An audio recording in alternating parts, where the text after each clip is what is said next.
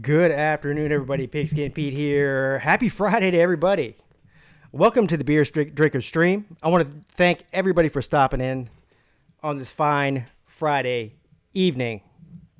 I really didn't plan on doing this stream tonight, but I have not done a stream like this in probably a month or so. So I figured, why not do it? What better time than now if I have at least an hour to kill with nothing to do? And so we'll keep with the theme of the night, the Beer Drinker Stream. Tonight, I am drinking Budweiser Discovery Reserve. And, excuse me, you can see it's clearly working. All I did was take one sip of it. I got this at the store. I was like, because I always like to try new beers out, right? And I was like, Budweiser Reserve, whatever, amber beer.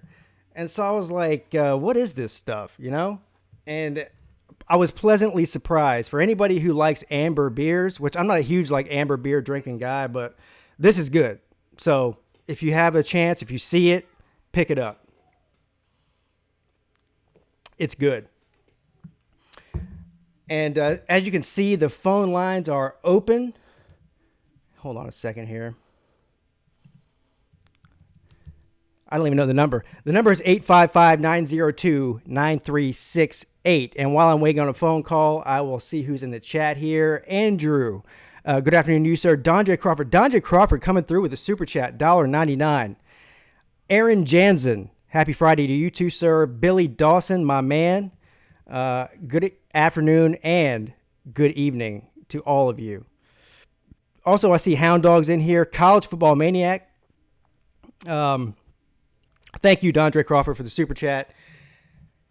Listen, all my videos get demonetized, so every super chat works. I could care less how many views my videos get at this point based on ad revenue, because for anybody who thinks that I would do anything based on views to try to get views, you clearly have not made YouTube videos that are monetized, because YouTube bends you over and sticks it right where the sun don't shine when it comes to ad revenue. And that video I uploaded earlier today, the Gamecock one, got demonetized immediately. And I could fight it. Hey, listen, it's not even worth fighting for whatever $1 I'm going to get off that video anyway. But I guess trying to figure out exactly what YouTube demonetizes you for is like solving a Rubik's Cube times 10. All right. I'm assuming either because I put drunk in the title or because I said, don't be a cock. That's the only two things I can come up with.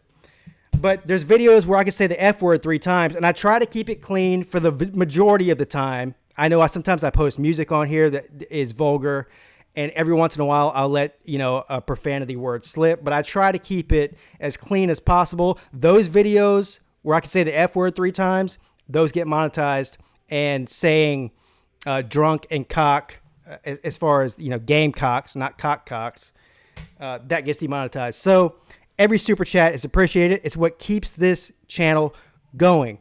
And that reminds me, I want to give a big shout out to all my Patreon members. Billy Dawson, my man, the #1 Patreon member since day one. Tiger Nation, Catfish from the Volunteer Roadshow, and Border Bob. All of you guys are amazing and fantastic, as well as the rest of you. And for anybody who doesn't want to give super chats or Patreon, listen, I get it. I'm not rich either. I can't give money out either. I'm not asking for it. The things you can do though is watch the videos. I'm sorry, the advertisements of the videos before the video all the way through to the end. And when you see those banners underneath the video, click on it. Go to the website. You don't have to buy anything from the website, but just click the website and then click out of it. That helps too. What's up, Wendell? Wendell Cooper in the house. Rick Williams. Rick Williams says he hasn't tried the amber beer. You would like it. I happen to know this guy, and I know that he would love it.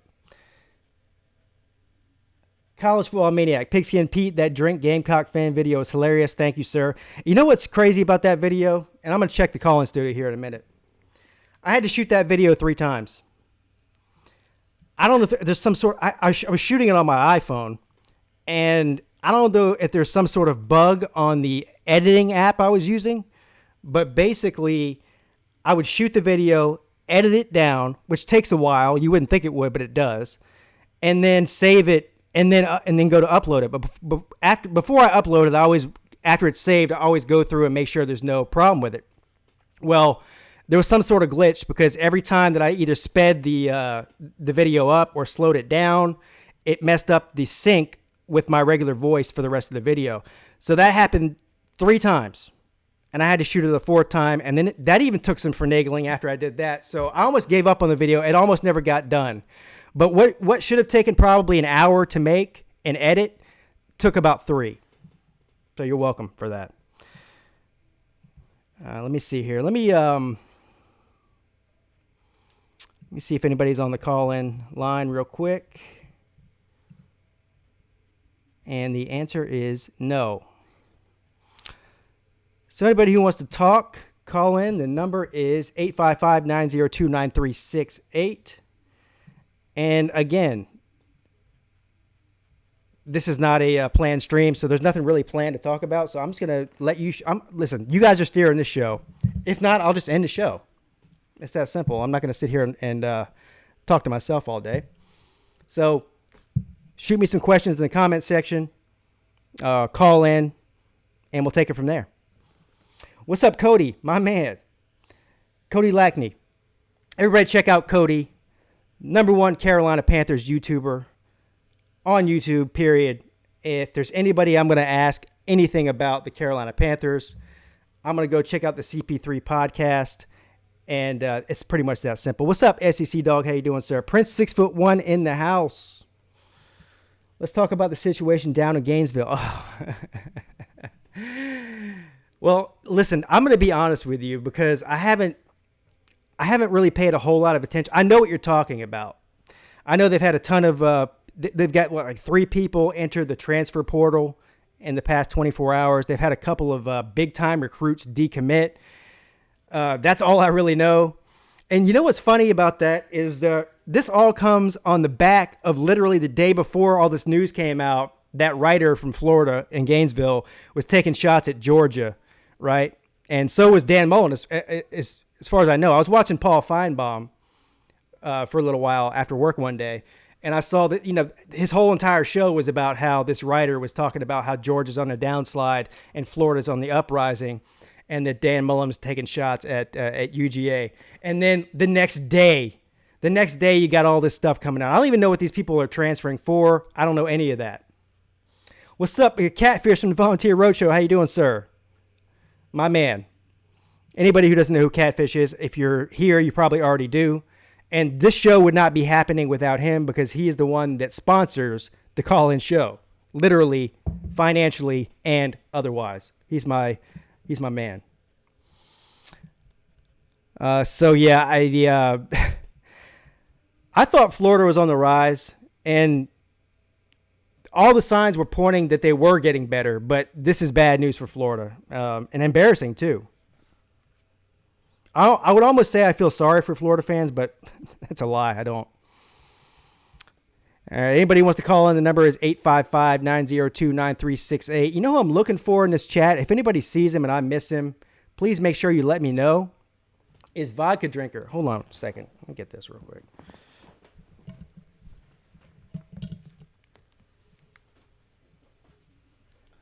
Vodka Drinker, sir. Vodka Drinker. He hasn't been in here in a couple weeks. Vodka Drinker is one of the guys that shows up every single week, and I can't get him to show up in the chat or otherwise after he won something. So Vodka Drinker, if you're in here or if you see this, get in touch with me on Twitter, sir. You won these headphones, and I want to send them to you. Listen, I got kids here, man. You think this box of headphones is going to last long in this house with kids running around? I need to send it out, but I need your address to do so, sir. So thank you. Cody says, how about this? Nobody in college football is recruiting better than Clemson right now and doesn't show any signs of slowing down. Well, that's true, and that's that comes with winning. But we've been able to do okay without having the top 1 or 2 or 3 or 4 or even 5 most years recruiting classes. So as long as they continue to recruit the players that fit what they're doing, I'm happy with that. But you're right. Right now, they're killing it. What's up, Go 1330? Miranda Dansby in the house, my favorite damsel in distress. Go1330 says, what's up, Pete? I have not follow. I live in Mexico full-time now. Checking in more often. Dude, that's funny you say you live in Mexico full-time because I told my wife we went on our honeymoon to Mexico, and we were there for a week. Now, granted, we were staying at like a 5-star resort. You know, it was beautiful and amazing and fantastic. But we did leave the resort, and we noticed a bunch of like old white people, like out and about, like driving Escalades around, like they lived there. And I asked the cab driver, I was like, what's up with all these old American people? They're everywhere. And he's like, they live here.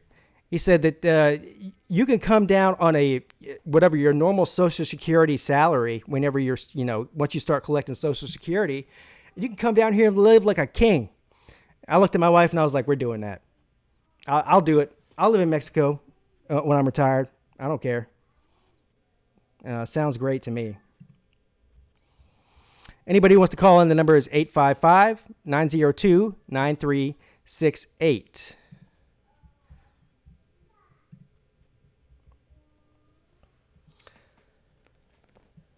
You think you need an upgrade from damsel in distress? All right, Miranda, how about this? We'll do this. I'll let you pick your nickname. Because I think that damsel in distress is an amazing and fantastic nickname. The swamp is draining.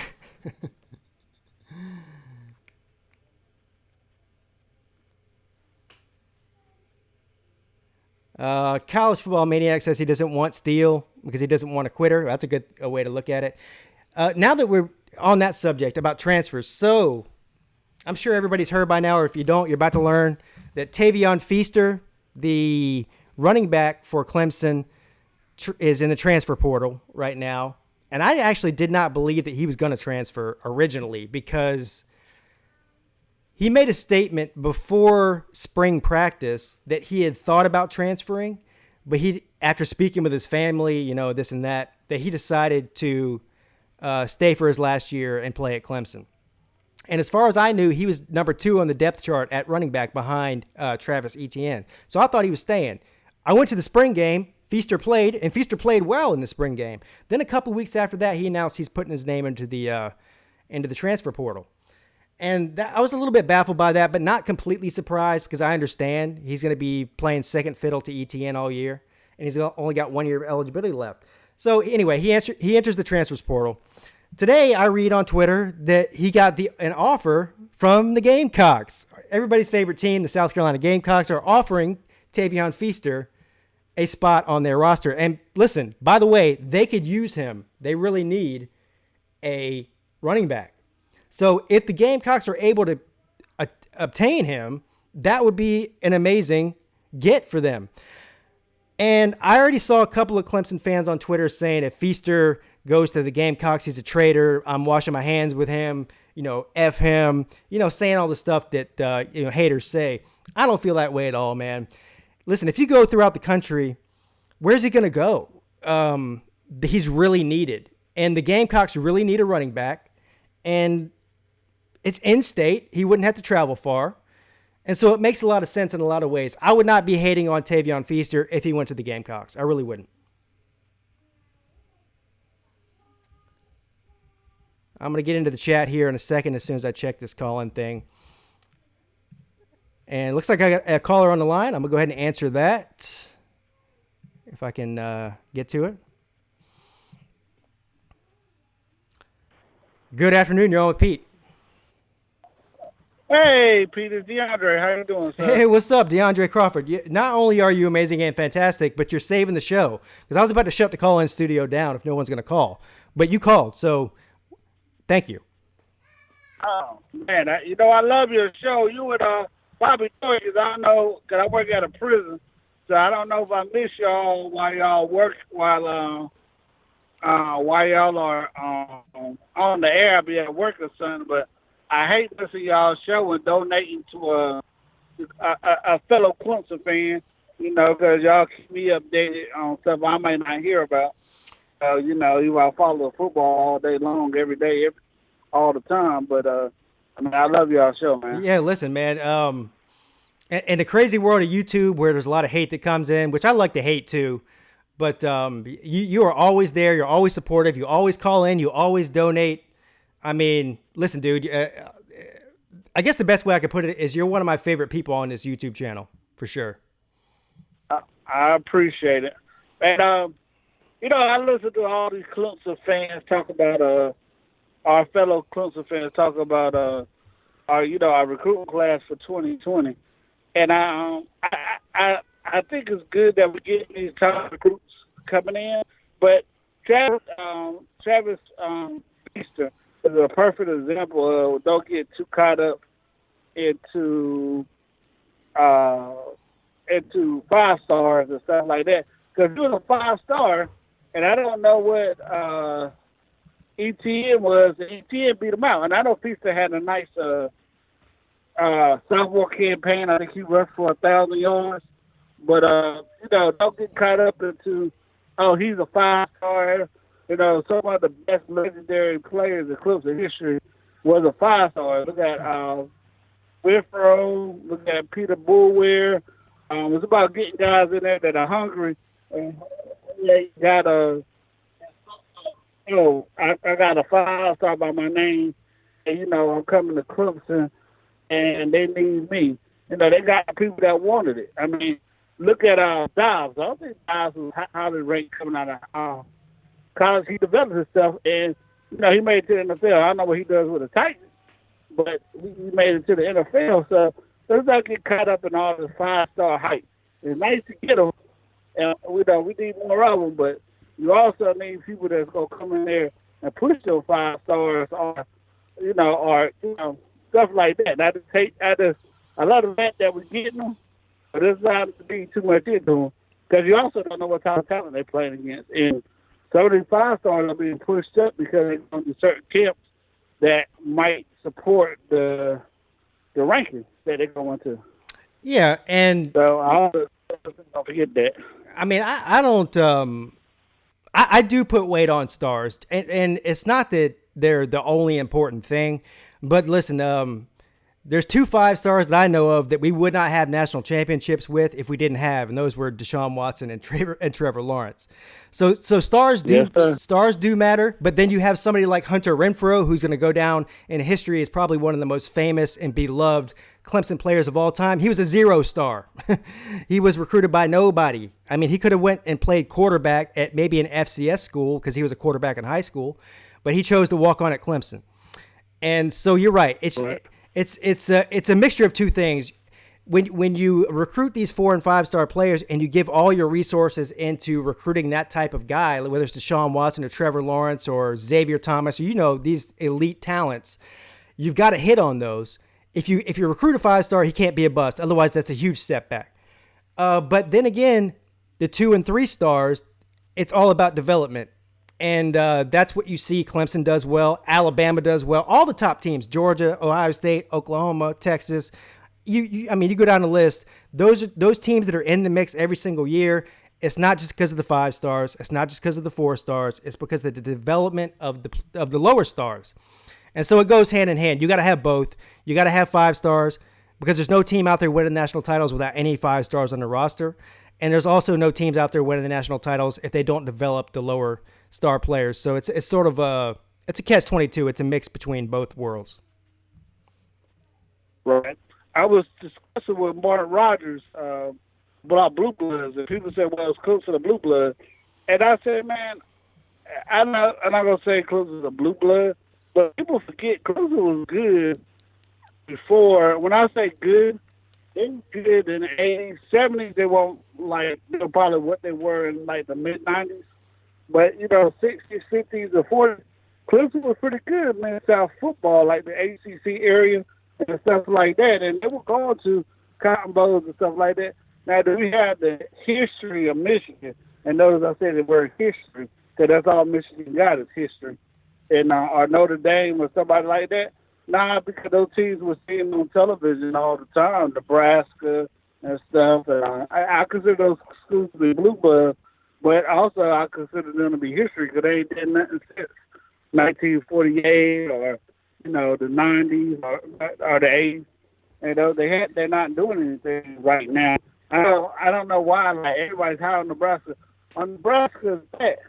It's not the 40s and the 50s, 60s, and 70s, and 80s where you only saw Nebraska football on TV, or you only saw Michigan football on TV.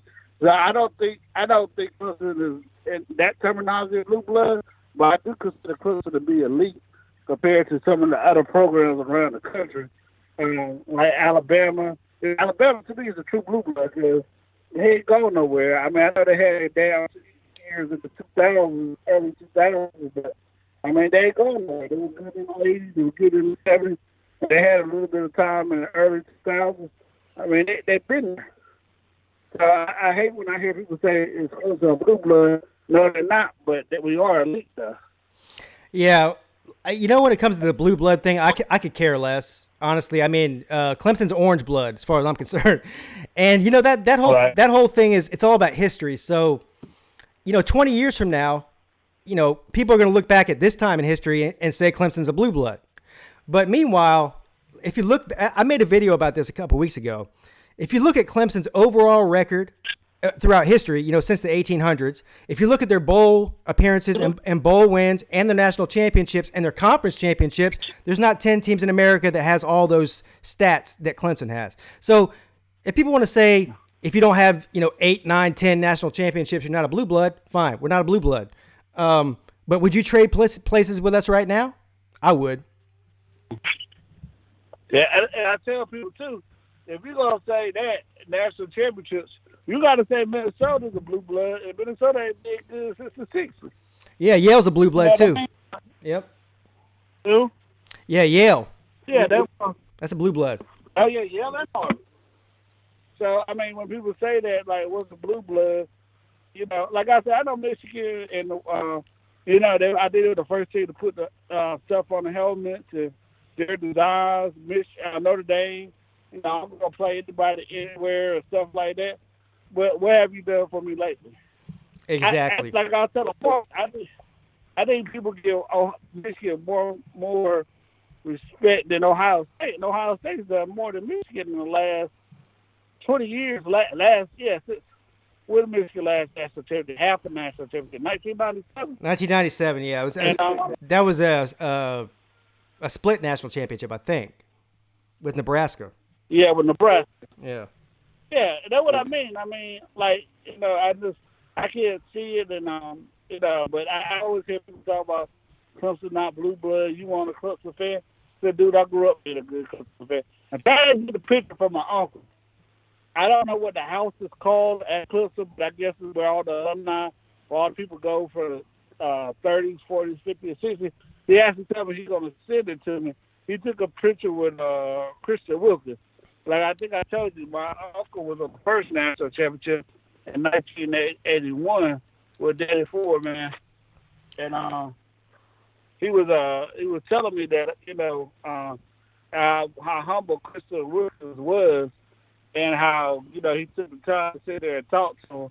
Because my uncle played with Refrigerator Perry because they came in their freshman years together. And Jeff Davis used to give my uncle a ride home because Jeff Davis was from Jacksonville, North Carolina. We were Fayetteville. So you got to pass Fayetteville to get to Clemson. So yeah. Jeff Davis used to give my uncle a ride home. And my uncle used to sit back and tell me those stories. And, it was good that somebody like Christopher Wilkins would sit there and take a picture with him when he was telling me how lovely a person Christopher Wilkins really was. You might think that he's genuine. Like that's fake. He just put up things and tell stuff. And Michael said he's truly a nice person. And let me tell you this. I'm glad you reminded me of that. Let me tell you this story because I haven't told this story before because it just happened during the spring game. So I was with Prince 6'1" and Tiger Nation, right? We were on the way to the Clemson spring game, and we stopped at the Tiger sports store. That big giant Tiger retail store on the way into downtown Clemson. And I was like, I want to stop and get a hat, which I got this hat, what I'm wearing right here. And I was like, I want to stop and get a hat. And they was like, yeah, let's stop and get some stuff. So we were pulling up, and it was real bad traffic. And we pulled in, found a parking space, and I looked up on the sign, and it said Christian Wilkins, 4-6, which was the day of the spring game. It said here live, $40 meet and greet and photo. And I was like, damn, Christian Wilkins is here, right? But I was like, I ain't paying no $40 for no photo or to talk to him or nothing like that. So we were walking in, and there's 2 doors, and the exit door, you have to walk by to get to the entry door, and it was open. And I looked inside, and Christian Wilkins was standing right there, right? So I took out my phone, and I was like, oh, shit, there's Christian Wilkins. So I was taking pictures of him, just for the hell of it. And then so I went in the main door, and I walked over to where the hats were, and I was trying on hats and stuff. And I was like, I wasn't paying attention. I had my back to the door where he was at, and somebody bumped into me and almost knocked me down. I turned around. I was about to say, yo, what's your problem? I look up. When I look up. It was Christian Wilkins. He bumped into me and almost knocked me over. And I was like, yo, what's up, man? He's like, what's up, dog? And just kept walking. Anyway, it was funny because I was just like about to get mad at the dude, and it was him. So. Yeah, man, my uncle said it was a good. Peter, I'll let you go on this one. I'm tired of SEC fans talking about how weak the ACC is. Yeah. I would say this, and I think I've told you this before. I don't think the ACC is weak. I think the SEC got terrible quarterback play, offensive play.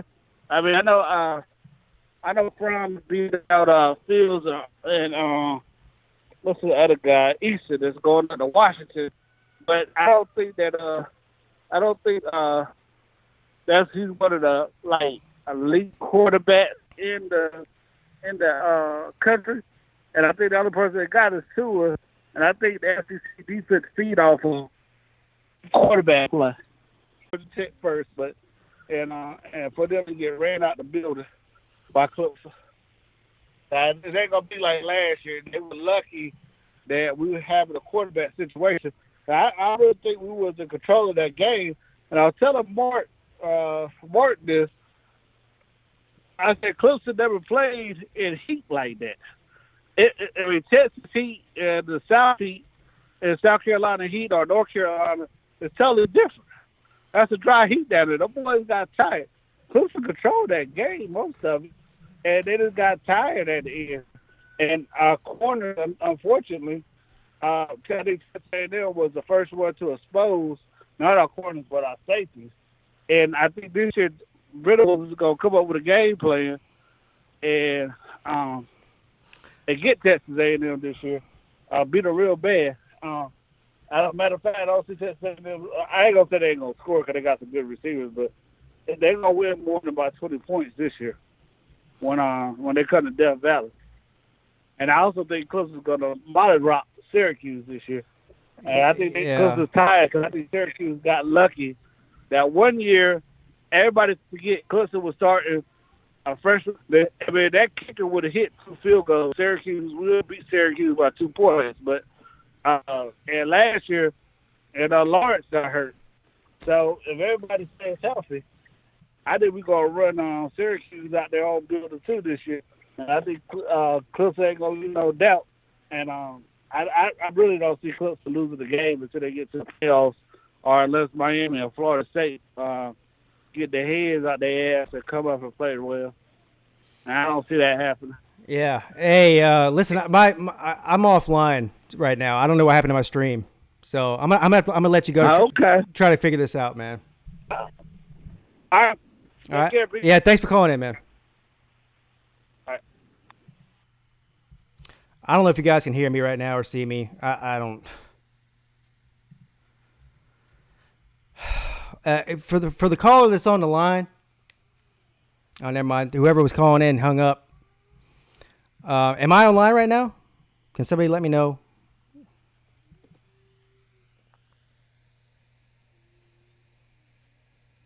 All right, I'm good right now.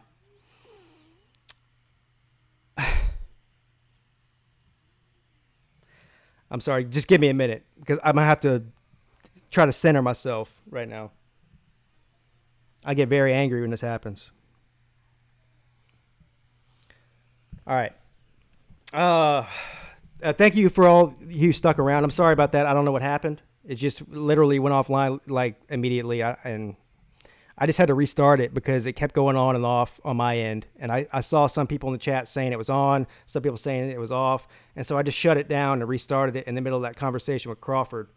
So anyway, whoever the person it was that called in, if you want to call back, I'm sorry. I wasn't checking the call-in thing because I was too busy about to blow a gasket about this stream going offline.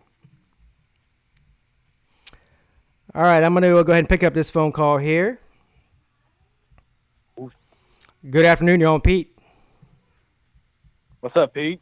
What's up, man? Who's this? It's Ball Maniac. Oh, what's up, man? How you doing, sir? Hey, man, I'm a drunk Gamecock fan, man. Hey, how you like that, though? Oh, that was funny. I died laughing. Good. I'm glad somebody got a sense of humor. Anyway, man, what you up to right now, man? Nothing. I tried to get Miranda to call in, but she didn't want to. Why not? Put the damsel in. Put her on the phone real quick. Come on. Just tell her just for a second. Hi, Pete. Hi, Miranda. How you doing? I'm all right. How about yourself? I'm doing great. You like how I changed my voice for you? Oh, of course. You have to be nice to your favorite damsel in distress. That's right. You know, hey, listen, Miranda. I'm worried. All the guys. I'm worried about you. Why? Well, first of all, because you're a Tiger fan and you're stuck in that house with a Gamecock. That's number one. But number two is I follow you on Twitter, and you're always posting stuff like I'm having a bad day and I don't feel good today, and so I get worried about you. So how you doing today, though? I'm doing great. It's the weekend, so I don't have to go to work tomorrow. Well, that's good. So here's what I need you to do, because I know that you're probably the more sane of the two in that household. So I need you to do I need you to do everything you can to take care of my man, College Football Maniac, because he's a good guy, even if he's a Gamecock. Oh, I will. All right. All right. So hey, listen, you can put him back on the phone now, but don't be so hard on yourself, man. All right, College Football Maniac back here. All right. Hey, listen, while I got you on the phone, because listen, you're the only Gamecock fan that has the balls to call me ever, and yeah. So I'm going to ask you about this Tavion Feaster thing. You heard that they offered him a spot on the team, right? Yeah, personally, I really do think that he would take the first starting position. He'd be first in line, right. But I don't know if he would betray Clemson and go to the rival. But I mean, heck, Josh Belk did, and look at him. Yeah, well, first of all, Belk he was only on campus at Clemson for like 2 weeks, man. So it wasn't like he had any. Yeah. He never had no sort of like allegiance to Clemson. He transferred before he ever played a game, before he ever went to a class even. But Feaster, I don't know, man. Listen. I was sitting here earlier today trying to go through a list of teams where he would fit, where he would start, because that's what he wants to do. He wants to be the starter, right? That's the reason he's leaving. And I can't think of any. Yeah, and at South Carolina, I can see him starting. Yeah, that's what I'm saying. I can't think of a team that's, not a complete dumpster fire. And I'm not putting South Carolina in that category. I'm saying South Carolina is a legitimate, SEC team. So, that would make sense for him to go there, because just look, if your goal is I want to start, I want to get national exposure, and I want to go to the NFL, that's what he wants to do, right? And so, that would make big headlines too. It would make headlines for sure. How do you think that the South Carolina fan base would accept him and welcome him if he did choose to go there? Well, I mean, he ran the table up on us a couple of times. I mean, not ran it up, but he made some good plays and ran over us a couple of times playing South Carolina Clemson. I think they would welcome him pretty good. Somehow you'd hear them drunk Gamecock fans again. Yeah, look, nobody wants to stay at Clemson either. Yeah. No, he's a baller, man. No, he's a baller, dude. Yeah, I know. He had 2 seasons where he was battling injury, so that's the reason he got put on the back burner in the first place. And then after ETN came in there and sort of solidified his spot, then there was no turning back after that. But dude is a baller. I was just watching the national. So he'd be a redshirt senior or a junior? No, he's already played 3 years. He's only got 1 year left of eligibility. So okay, yeah. But I guess I didn't even think about this. I guess he would have to sit out a year, right? Because it's too late. I mean, the transfer. wait. He would've I take that back. I think he might be a graduate already, so he doesn't have to sit out a year. I take that back. I think he graduated already. I think I saw something that he was graduating a little late, like in June or July. Yeah, right. This year. Right. So he'll be graduated. So I think he'll probably be able to play. Yeah, he'll be able to play if right away. Yeah, if he's graduated. But I just can't. I mean, outside of maybe, some of the lower tier ACC teams. If I'm looking at the good teams in the Big Ten, they've all got running backs. If I'm looking at the good teams in the SEC, they pretty much all got running backs. Except for South Carolina. The Big 12, I guess he could go somewhere in the Big 12, maybe TCU or something like that, Baylor. But I don't know how much sense that would make. And I really just don't see him going to the Pac-12 at all, because the only two teams in the Pac-12 that are worth a crap are Oregon and Washington right now. And I don't think they need running backs right now either. So I just don't see anywhere he would fit.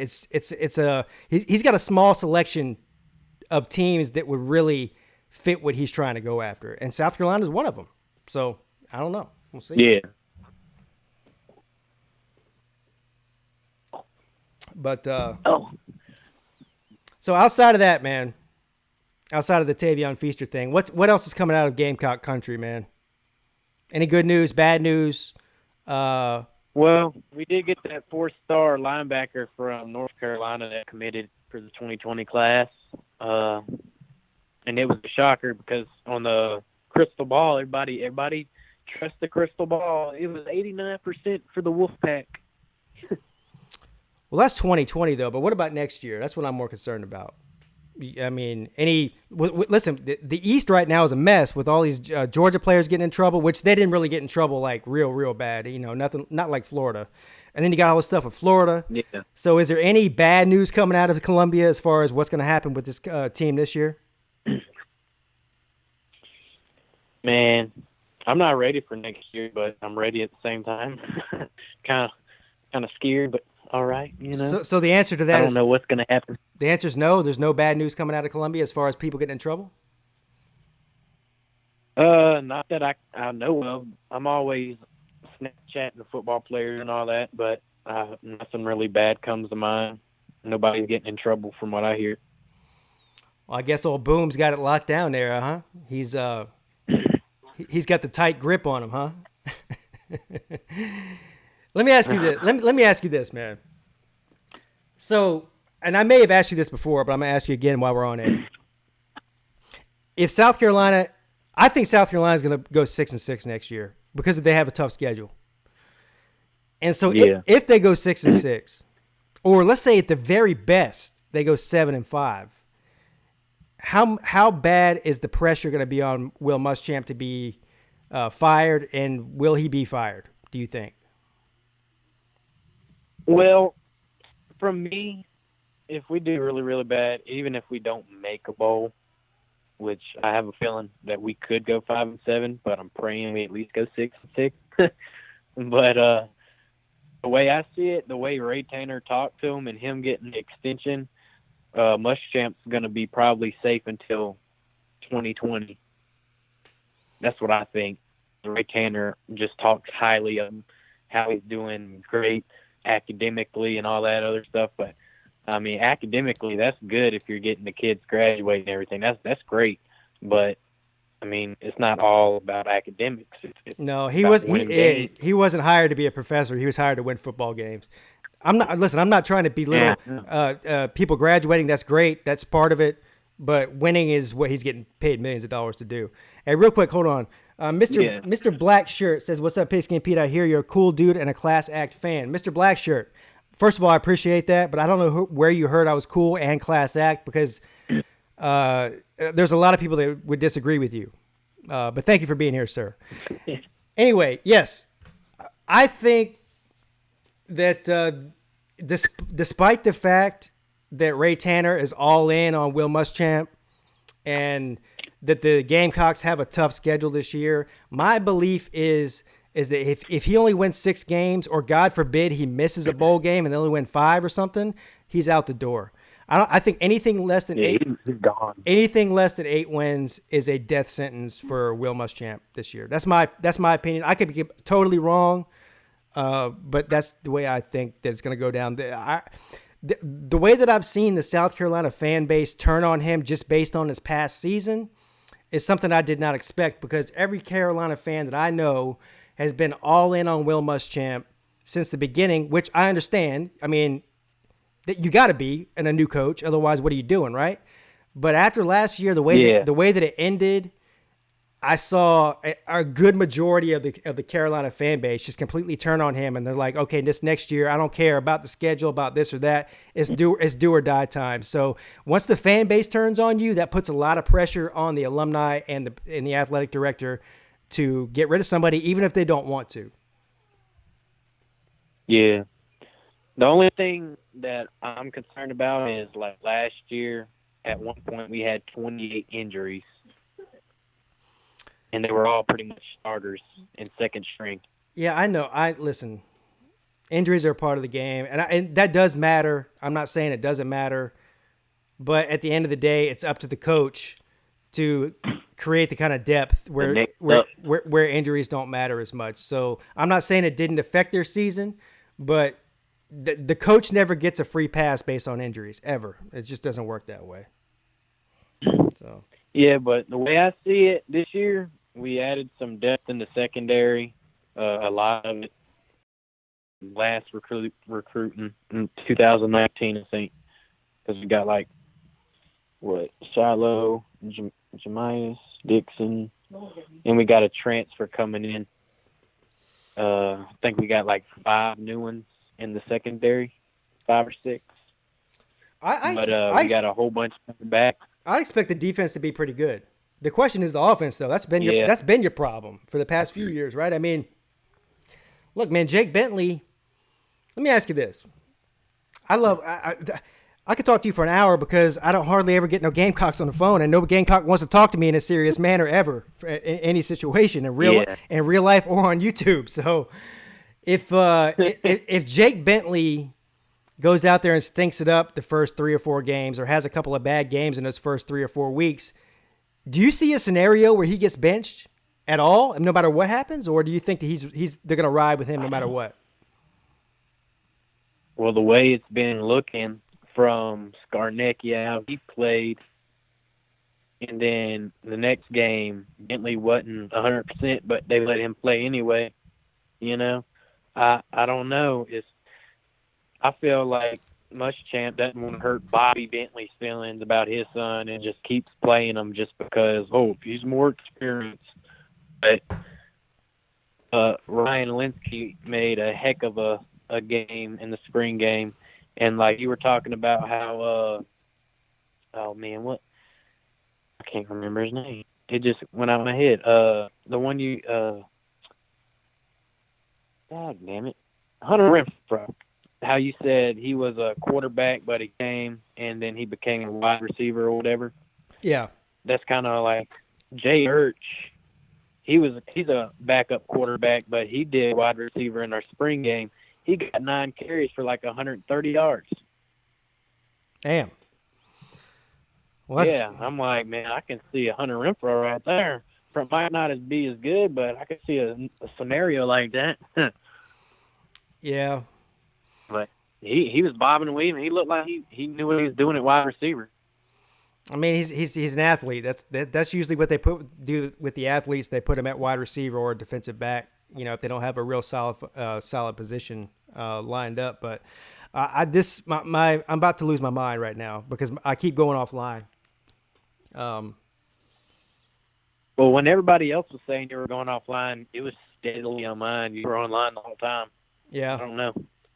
Yeah, I don't know either. I can tell you right now, my blood is boiling. I get so angry when that shit happens, man. I can't tell you. Oosa. Rub your earlobes. Say oosa. I'll rub something, but it won't be my earlobes, Okay. All right, man. Listen, I'm gonna get off here because I'm gonna just go ahead and end the stream because I can't take it. My heart can't take it. So, All right. Well, hey, we got to get together and do that Gamecocks thing, that we were talking about. yes, we do, and I'll be in touch with you about that. We can Yeah, find a day. yeah, we'll do it for sure. All right, Pete. All right, man. I appreciate you calling in. I really do. That's all. Thanks, man. All right. That was College Football Maniac and Miranda Dansby, my favorite damsel in distress, for anybody who didn't know. Somebody called and hung up. I'm going to just shut the call-in studio down for right now. We are sorry, but the show has ended. Goodbye. I love the way they do that. And what I'm going to do here is, as long as this thing lets me, it's been saying I'm offline for the past 20 minutes on my end. I don't even know if I'm on right now, but what I'm going to do is spend another 5 or 6 minutes just answering stuff from the comments section before I get off, as long as I'm on here. So shoot. Go ahead and shoot. By the way,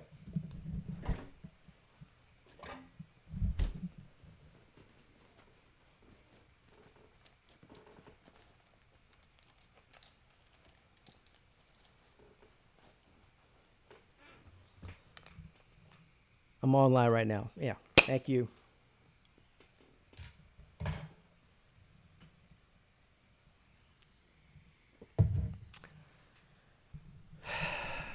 Yeah. Anybody's got any important questions? Amazing revelations? Fantastic fantasies? Whatever it is you want to talk about, go ahead and shoot. Now's your time. Speak or forever hold your peace. Dennis Wilson says you're on because all I hear is a bunch of Death Valley crap, sir. Well, I don't know what you expected. You came to the Death Valley crap place, so you got Death Valley crap. Where do I think Feaster will transfer to? Clemson Carson. Good afternoon to you, by the way, Clemson Carson. Thank you for stopping in. You're the man, sir. Well, I was just speaking about that with College Football Maniac, and I've been trying to figure that out. I'm usually pretty good at trying to figure that stuff out. Like when Justin Fields was transferring, I had him nailed down to either Ohio State or who was the other one I had him going to? Damn, I can't remember now. Anyway, but Feaster's a hard one to figure out. It's a lot more difficult to figure out a running back in his situation than it is, say, a franchise, not a franchise, but a starting quarterback. So I really don't know. Does anybody have any theories on this? Because I've been trying to figure it out. I can't figure it out. You know who I did think about, though, is Miami. Funny enough, since we have Dennis Wilson in here. Dennis Wilson, who's your starting running back? And would Tavion Feaster fit in Miami's scheme? And would he be a starter? I don't know. Wendell Cooper says, how do you think our future quarterback situation will pan out? Well, Wendell, I mean, our future quarterback situation right now is looking amazing. So we've got Trevor Lawrence for 2 more years at minimum. And then we've got DJ, watch this, DJ Uiagalelei. Boom. I nailed it. Wait, I don't think I nailed it. DJ Uiagalelei. Boom. Wait, I don't think I nailed it again. DJ Uiagalelei. Boom. I nailed it that time. So we've got him for at least 3 years after that. So we're talking about we're set as long as DJ Uiagalelei doesn't decide to go somewhere else between now and when he signs with Clemson, which I don't think he will. I think he's committed.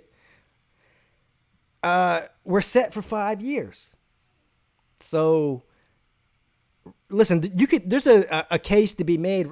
Oklahoma's got the quarterback university sort of title nailed down, right, with 2 Heisman winners in a row, taken first overall in the draft. You can't argue with that. You can say Deshaun Watson and Trevor Lawrence, we could be QBU. They've got it nailed down right now. But if you have a 4-class period where you have Deshaun Watson, Trevor Lawrence, and DJ Uiagalelei all in a row with the 1 year break where Kelly Bryant was a starter, then I don't know how you can say that Clemson's not quarterback university. But we'll see after that. Yeah. What's up, Oregon Ducks football and basketball? What's good? What's good with you, sir? Chase Bryce, man, I feel sorry for that man. I do, because he's a really good quarterback. And listen, I'm glad he stayed, man, because if something happens to Trevor, he's only a twisted ankle away, or something, God forbid, happens to him, that we need Chase Bryce. He is our only backup plan at this point. I know we have Tyson Fumanuchuchuchu. See, I haven't practiced his name yet. And I saw him at the spring game, and that is a grown man, by the way. That Tyson kid, he's about the size of Cam Newton. That's a big dude, man. And he's got a cannon for an arm. But he's still a true freshman. Going to take a little bit of time to groom him. Can he surpass Chase Bryce during fall practice coming up here in the fall? Who knows? Maybe. We'll see. But I'm glad we got him too. One of those two. Listen, Tyson, if he doesn't get enough playing time, eventually I'm afraid he probably will transfer, because that's just the way things are happening now. And so we'll see. He'll be there next year for sure. But after next year, who knows what's going to happen with him. What's up, Aaron Jansen? It's what the worst situation, and this could possibly happen, would be that both Chase Bryce, after this next year, Chase Bryce and Tyson both decide to transfer. And that's what comes with having a wealth of riches at that position. But we continue to recruit well, and so at least next year we'll have both Trevor Lawrence and DJ Uiagalelei on campus. So we'll see what happens.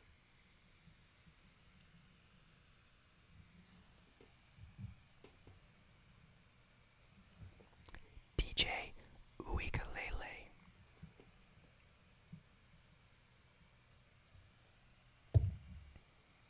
Have you guys seen what this man looks like in person? I saw him in person at the spring game. He literally is bigger than Cam Newton. As a senior in high school. I'm not even joking.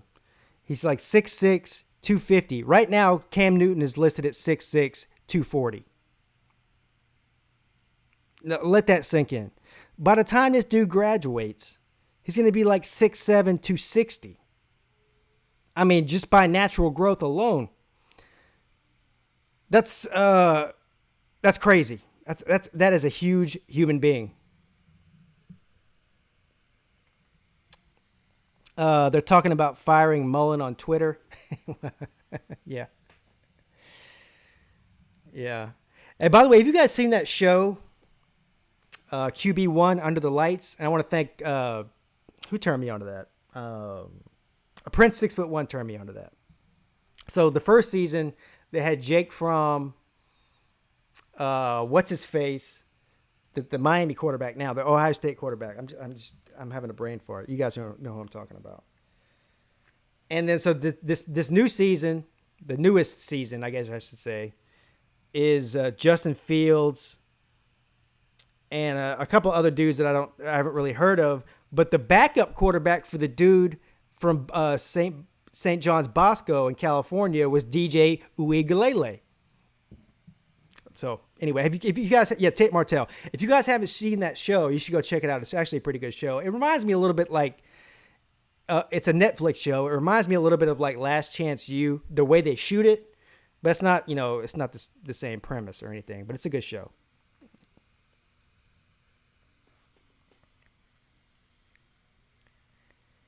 He's going to get his ass kicked for the next 3 or 4 years, says Dennis Wilson. I mean, who's going to kick his ass, sir? Dennis.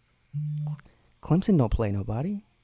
You already know that. Who's going to get his ass kicked? They don't play nobody. I mean, all they do is play, Alabama, Ohio State, Oklahoma, Texas A&M, Auburn, teams like that, Florida State, Miami if you're lucky. That's all they play. They don't play nobody. Man, come on, stop it. Stop it.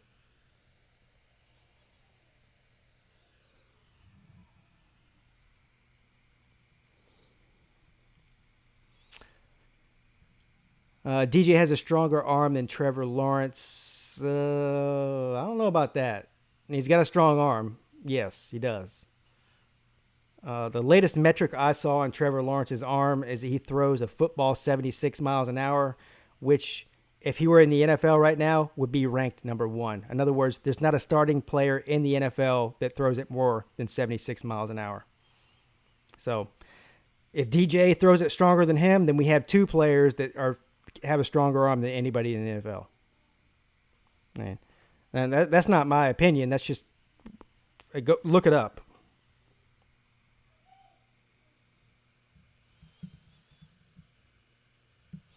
All right, guys, listen. It's been an hour. You guys are all amazing. You're all fantastic. I want to thank you. Everybody who stayed here during the massive failure that is this YouTube channel and the signal dropping, that shows me who really is down to ride with Pigskin Pete, and I can't thank you enough for that. And I'm sure I'll be back very soon with more meaningless and pointless college football videos. I'll do my best to piss somebody off. I'll defend the ACC till I die, even though people think that I lose all credibility whenever I start defending the ACC. Well, let me say this before I leave. I'm going to end you with this because this is important. For anybody who thinks that the Pac-12 is better than the ACC in any capacity, you lose all credibility with me. So it goes both ways. I guess that's it, guys. Thank you. Have a great day and have a great weekend.